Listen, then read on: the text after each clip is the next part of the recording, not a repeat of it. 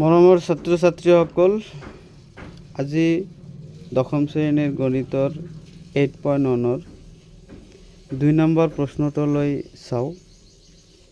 প্ৰশ্নত কি দিয়া আছে? প্ৰদত্ত চিত্ৰৰ পৰা tan p minus cot r মান নিৰ্ণয় কৰা।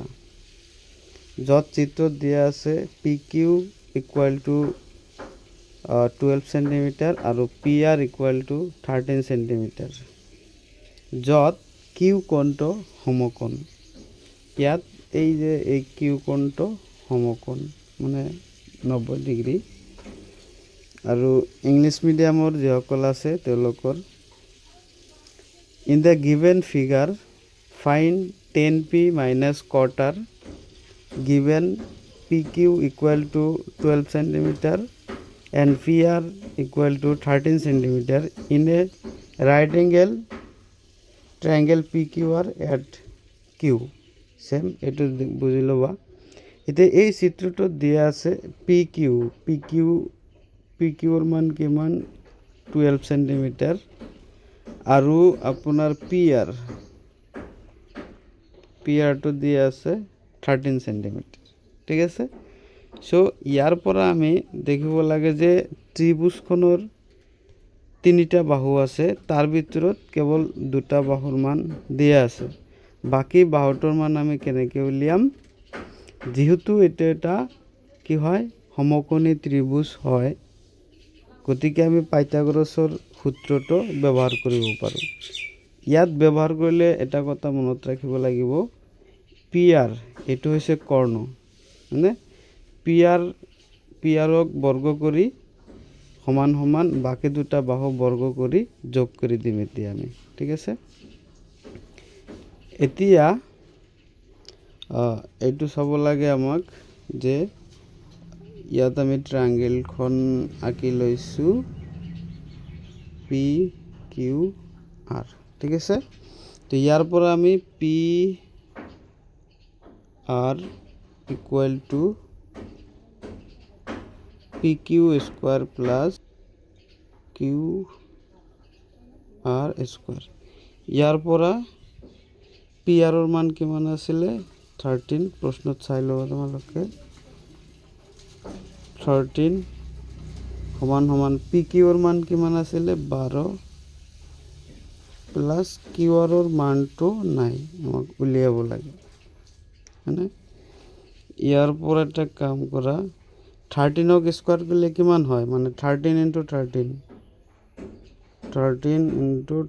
into 169 ইমান আহিব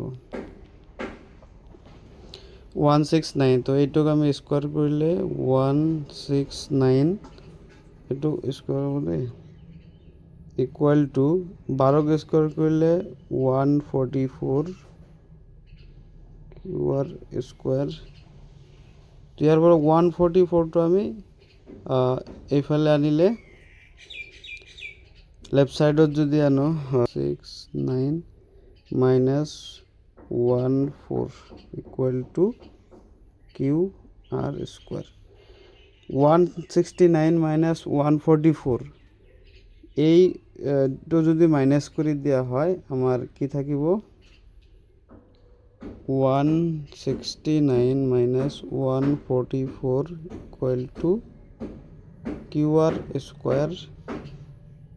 ইয়াৰ পৰা এটা মাইনাস কৰিলে কিমান থাকিব 25 equal to QR square।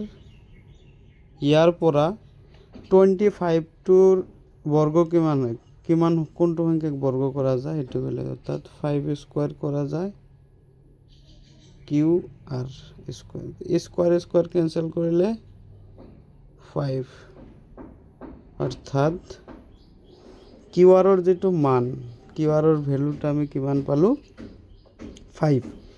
এতিয়া আমাক বাহিৰ কৰিব দিছে tan p minus cot r। প্ৰশ্ন যেটো দিয়া আছে এটা আমি বাহিৰ কৰিব লাগে। ঠিক আছে। এইটো উলিয়াব লাগে আমাৰ tan p। ঠিক আছে, মাইনাস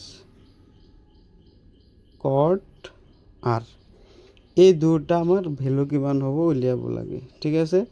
এইটো উলিয়াবলৈ হ'লে আমি ইয়াত ট্ৰাইংগেলখন মনত ৰাখিব লাগিব ত্ৰিভুজখন এনেকুৱা আছিল হয়নে এইটো আছিলে কিউ আর এইটো পি ঠিক আছে এইটো পি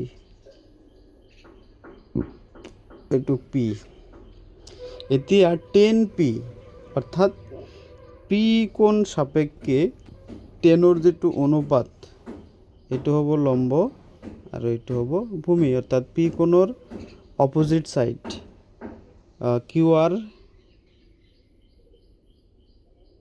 ডিভাইডেড বাই এইটো কি পি কিউ মানে পি কিউ মাইনাস কট আর কট এতিয়া কট আর এতিয়া আর কোণ সাপেক্ষে এতিয়া পি কোণটো নালাগে এতিয়া আর কোণ সাপেক্ষে কিমান হ'ব আর কোণৰ অপোজিট বাহুটো হ'ব পাৰপেন্ডিকুলাৰ লম্ব আৰু এইটো হ'ব ভূমি অৰ্থাৎ কটৰ যেটো অনুপাত আছিল কটৰ অনুপাত কি আছিল ভূমি বাই লম্ব সো এইটো যদি লম্ব হৈছে এইটো কি হ'ব ভূমি হ'ব অর্থাৎ কিউ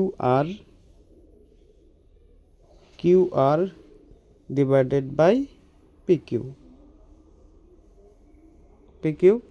ইয়াৰ পৰা যদি আমি ভ্যালু বহালেও হ'ব নবহালেও হ'ব এইটো আপোনালোকে চোৱা কিউ আর ডিভাইডেড বাই পি কিউ আকৌ মাইনাস কিউ আর ডিভাইডেড বাই পি কিউ ইয়াত কি হয় যেতিয়া আমি সমান সমান বস্তু এটা বিয়োগ কৰোঁ তেতিয়া সেই ফলটো কি হয় সেইটো সদায় শূন্য হয় ফৰ এক্সাম্পল -5 - 5 কিমান হ'ব এইটো শূন্য হ'ব আৰু যদি আমি চাওঁ যে 10 - 10 এটা কিমান হ'ব 0 হ'ব সো ইয়াত এইটো যদি চাওঁ একে বস্তু আৰু এইটো যদি চাওঁ একে বস্তু গতিকে এইটোৰ ফলাফলটো 0 হ'ব ইয়াত যদি আমি মানবিলাক বহাই দিলে এনসার একে আহিব 0 আহিব সো কিউ আৰৰ মান কিমান কিউ আৰৰ মান হৈছে 5 পি কিউৰ মান 12 মাইনাস কিউ আৰৰ মান 5 পি কিউৰ মান 12 অটোমেটিক এইটো কি আহি যায় এনসাৰটো 0 আহি যায় সো এনেকে আমি ট্ৰিগনোমেট্ৰিৰ 8.1 2 নম্বৰ প্ৰশ্নটো আজি আমি সমাধান কৰি দিলোঁ